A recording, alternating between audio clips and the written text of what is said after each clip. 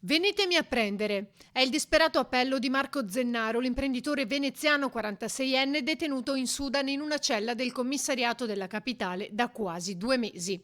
Sono le parole riportate dal suo avvocato e riferite a chi sta lavorando da settimane per farlo tornare a casa.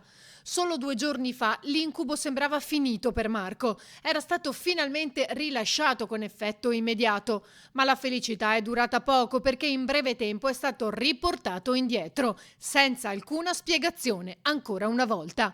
Il legale della famiglia ha cercato il procuratore generale, ma non è riuscito a trovarlo né in tribunale né al telefono. Eppure il procuratore era stato chiaro. I membri della pubblica accusa di tutti i gradi hanno accettato di rifiutare e rilasciare l'accusato, aveva detto, annullare il caso e revocare il divieto di viaggio. Ma così non è andata. Da fonti non ufficiali sembra che il suo accusatore si sia opposto alla sentenza, chiedendo un supplemento delle indagini. A che titolo però non è ancora chiaro, come non sono chiari ancora troppi aspetti di questa vicenda che sta coinvolgendo Zennaro.